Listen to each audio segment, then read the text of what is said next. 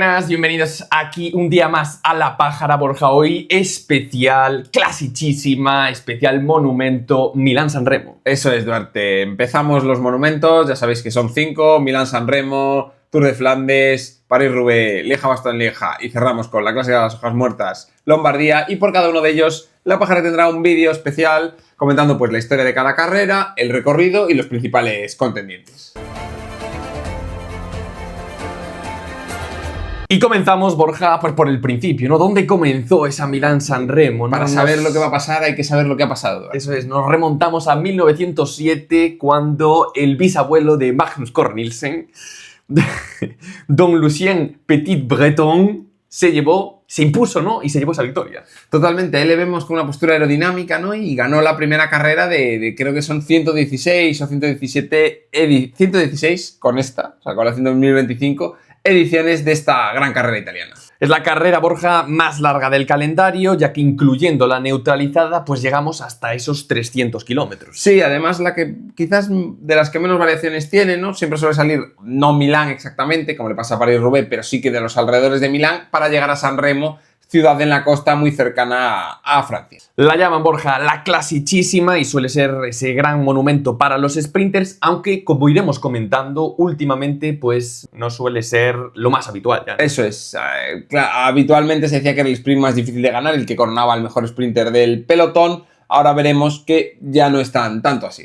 Pues vamos a hablar, Borja, ahora de los principales ganadores, ¿no? Y el primero, el que más victorias tiene, Borja, esa pregunta de trivial que todo el mundo debería saber ya la respuesta, ¿no? Si no la sabes, no has visto La Pájara, Duarte. En cualquier pregunta de ciclismo de ¿cuántas veces has hecho algo más? Solo puedes saber un nombre, Duarte. Don Eddy Merckx. Eso es, lo vemos aquí, Borja, levantando la mano con 5, pero es que no tuvo 5, sino que consiguió hasta 7 victorias en la Milán-San Remo entre los años 1966 y 1976. Ahí le vemos al bueno de Eddy, ¿no? Ganando en solitario. Hablábamos de que era una clásica de sprinters, pero bueno, Eddy a Eddy le da igual. Eddy no respeta ese tipo de códigos. El siguiente, Borja, que más victorias tiene, pues es girardeño, con 6 victorias en la década de los 20. Ahí le vemos con el coche Carpano, Duarte, la gente de pie, un asfalto dudoso y bueno, oye, grandes 6 victorias y además 5 podios. O sea, que Merckx ganó 7 veces, sí. Pero este subió 11 veces al podio, que también es muy, muy relevante. Y a continuación tenemos a Zabel y a Bartali, que consiguieron ambos 4 victorias. Eso es, 2 corredores de diferentes épocas. Bartali, el gran ídolo italiano de los años entre la Guerra Mundial, antes y después. Y Erik Zabel, el gran sprinter alemán, que levantó los brazos 5 veces, aunque solo ganó 4. Eso es. ¿Por qué? Porque, Borja, vamos a hablar ahora de los españoles, ¿no? Solo 2 españoles consiguieron esta victoria. El primero fue Miguel Poblet en 1957, Borja, y luego consiguió revalidar título en 1959. No sé si la imagen es de aquí, Borja, pero yo he capturado esta. Ese velódromo no parece la Vía Roma de San Remo, pero bueno, aquí ha ganado Miguel Poblet, que es el gran clasicómano, el pionero de las clásicas españolas, en una época en la que los escaladores dominaban la escena ciclista española, Bahamontes, Loroño, Fuente, luego más tarde Ocaña. Pues Miguel Poblet era aquel corredor que nos hacía soñar también con las clásicas. Y luego, el segundo español que lo consiguió no puede ser otro, Borja, que el mejor sprinter español de los últimos años, Don Óscar Freire, en esta imagen 2004 en la que comentabas, ¿no? Erik Zabel levanta los brazos, pero Óscar Freire se mete por un ladito. Ahí está, hay que pedalear hasta el final. El bueno de Erik lo sabía. De hecho, levanta el brazo, pero bueno, como buen veterano se da cuenta y dice no había que haberlo levantado. Y ahí le vemos, ¿no?, morder el polvo ante un gran Óscar Freire. Siguiente victoria que consiguió Óscar Freire fue en el 2007, esta vez imponiéndose más fácil, ¿no? Sí, ahí vemos a Bonen por detrás, imponiéndose más sencillo. Y en el 2010, Duarte, tercera victoria, también, bueno, no clarísimo, ¿no?, pero sí con más margen que la del 2004, dando un total de 3 victorias y situándose pues detrás de Zabel y de Bartali, o sea que en una muy buena posición dentro del palmarés histórico de la Milán-San Remo. En cuanto a los últimos ganadores, durante la década de los 90 y ese principio de los 2000, pues estuvo imponiendo entre diferentes sprinters, ¿no? Entre los que podemos destacar Zabel, Freire, Cipollini, como comentábamos, Petacchi, Chole, Matthew Goss, bueno, corredores, digamos, en sprints masivos, además. Ya no solo que ganen sprinters, sino que ganan sprinters en sprints de todo el pelotón. Sí, era raro que se rompiese ese tipo de sprint hasta Borja, que alguna sorpresa que hubo pues en ese 2010 en el que se consiguió imponer Cancellara por delante de ese pelotón. Sí, ahí lo vemos que detrás aparece todo el pelotón, ¿no? Pero bueno, él consigue escaparse a base de fuerza y consigue sacar ahí unos 5 o 7 segundos que le permiten ganar y sorprender, ya digo, mucha sorpresa, porque normalmente eran todo sprints masivos. La tendencia cambiaría en el 2017, Borja, en la que se impuso Kwiatkowski, donde vemos ya solo 3 hombres después de un gran ataque de Peter Sagan que intentó irse solo y finalmente, pues bueno, vemos ahí que se impuso frente al eslovaco y a un jovencísimo Julian Alaphilippe. Ahí están los 3. Sagan, que era un corredor en el que todo el mundo decía, oye, tiene que ganar una Sanremo, la tiene que ganar seguro. Pues al final, pues no la gana. O sea, de hecho, este año seguramente fue el año que más cerca se quedó. Si las Sanremo fueran como las anteriores, de muchos más sprints masivos, seguramente habría pescado alguna, cambió la tendencia y con eso pues no pudo al final hacerse con la victoria nunca.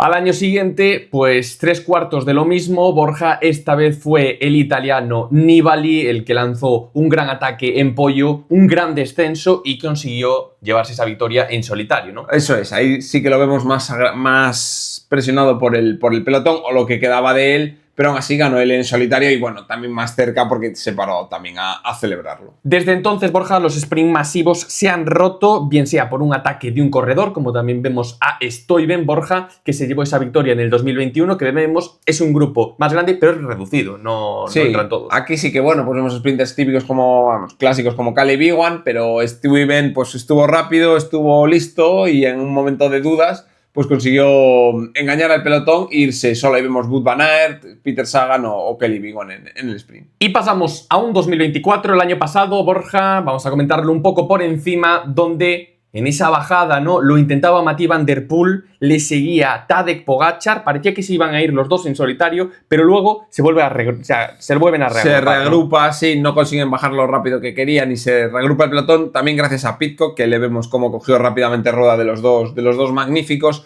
Tuvimos luego un intento de Mohoric cuando es la reagrupación, ahí lo vemos, ¿no? Ahí la reagrupación, se miran y Mohoric se lanza, pero al contrario que la vez que ganó, aquí claro, ya quedaban muy pocas curvas y no consiguió hacer ese hueco definitivo que le pudiera permitir la victoria. Tenemos luego el ataque de Pidcock y Haller, ¿no? Que intentan sorprender, pero un muy buen Mathieu van der Poel haciendo de gregario para Philipsen les neutraliza prácticamente y abre camino al sprint final entre los corredores. Eso es, un sprint final que lo vamos a ver ahora, en el que se colocaba muy bien Michael Matthews, que parecía que se iba a llevar esa victoria, pero lo empezó a encerrar un poquito a poco. Apareció Jasper Philipsen por la parte derecha, en el que vemos que le saltan las gafas, pero consigue imponerse finalmente y llevarse esa victoria. Atentos además también a la tercera posición de Pogačar en un sprint en el que, por ejemplo, Pedersen, que es otro gran sprinter, queda cuarto. O sea que gran sprint de Pogačar, pero Philipsen, evidentemente, en una llegada al sprint contra él, un corredor como Pogačar tiene poco que hacer.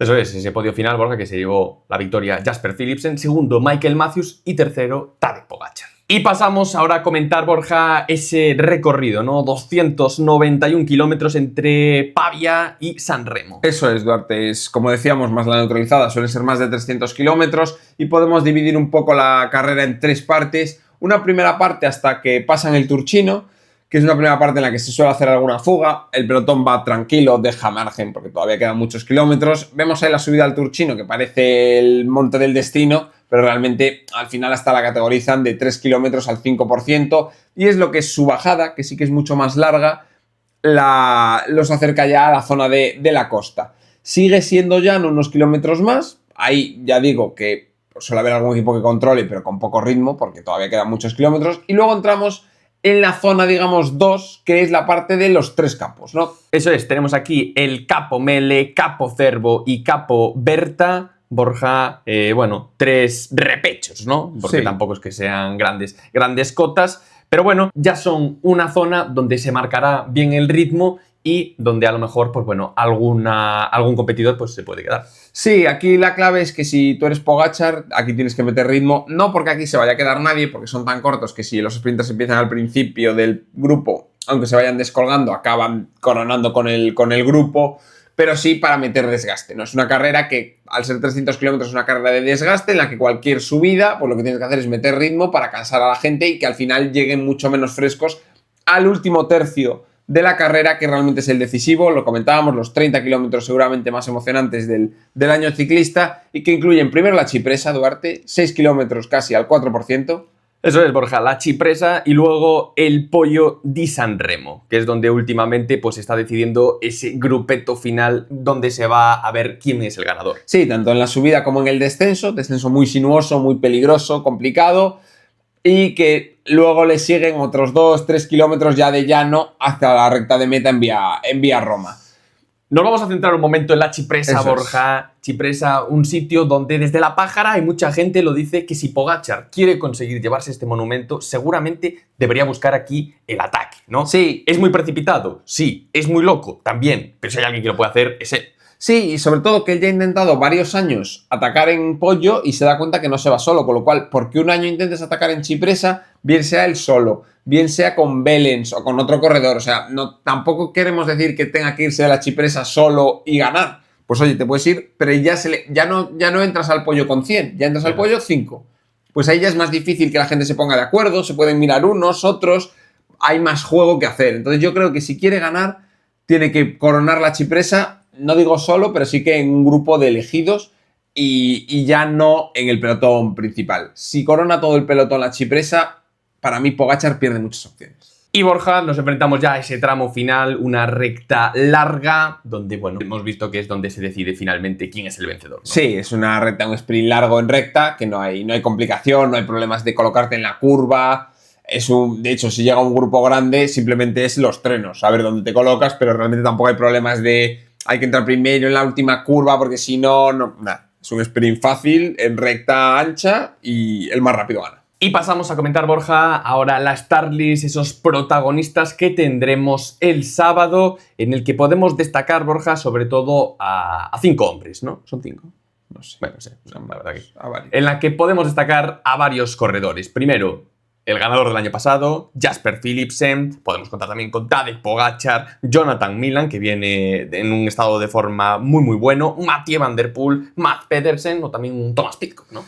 Sí, y luego tenemos algún otro, pues como Mohoric, como por ejemplo Alex Aramburu, algún año lo ha hecho bien, hablando así de españoles. Orluis Duarte, no nos olvidemos de Orluis. No nos podemos olvidar de Orluis. No creo que gane, pero no nos podemos olvidar de él. Y un poco lo que hemos hecho es dividirlos en dos partes, ¿no? Aquellos que son más sprinters y aquellos más punchers.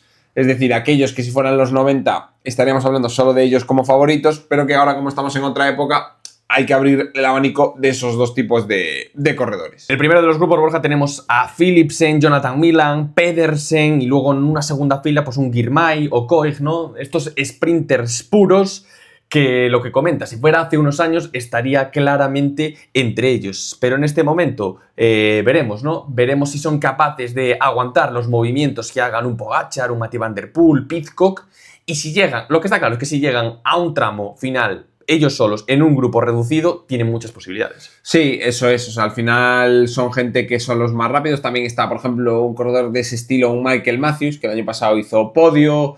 Paul Magnier del Quick Step. Son corredores que, si al final, después de todo, llega un grupito de 20 corredores, 15, y ellos están ahí, van a ganar. Y si llega un sprint de grupo, por supuesto, ¿no? O sea, aún así, todo lo que sea... Por ejemplo, gente como Girmay o Koig, yo los veo menos favoritos que los otros, que por ejemplo Pedersen ha mostrado muy buena forma en París-Niza y ha demostrado que puede subir puertos y que no le va a costar, por ejemplo, en Cipressa seguir un ataque. En el segundo grupo, Borja, tenemos pues esos corredores al estilo de Tadej Pogačar, ¿no? Los que tienen que cambiar un poco el guión, pues como puede ser eso, ¿no? Un ataque en Cipressa para que lo pueda intentar, o la gente que lo intentará desde Poggio, ¿no? Sí, eso es. Aquí pues tenemos gente como Mathieu van der Poel, como Pipo Ganna, que lo ha hecho muy bien en Tirreno. Y a mí me parece que es un corredor que es difícil que gane porque no lo veo. O sea, tendría que irse solo. Sí, tendría que estar muy, con Pogačar no te vas a ir solo. Y en un sprint entre ellos dos, yo creo que hasta ganaría Pogačar. En un grupo... Hombre, lo puedes ver ganando como Stuyven, ¿no? Que se vaya a un grupo de 5 y de repente él... Es verdad que es un tío que es una locomotora, que como te coja 5 metros en el llano, sí. No le ves. Pero le veo más difícil que pueda ganar. Aquí otros corredores que tenemos también son Mohoric o Pidcock en el tema del descenso del Poggio. Y como ya outsiders o españoles también que podíamos comentar, pues eso, Aramburu comentábamos antes, Roger Adrià, que ha estado haciendo muy buen inicio de temporada, aunque no sé si estará supeditado a Van Gils.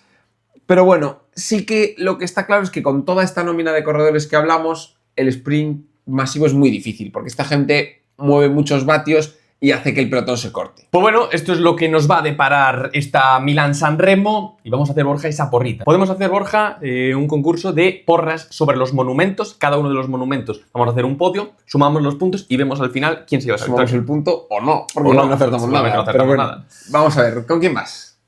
Yo me la voy a jugar con victoria de Jonathan Milan, segundo Philipsen, tercero Pogačar. Yo voy a decir Mathieu, Pedersen, Pogačar. Pues solo coincidimos ahí con Pogačar.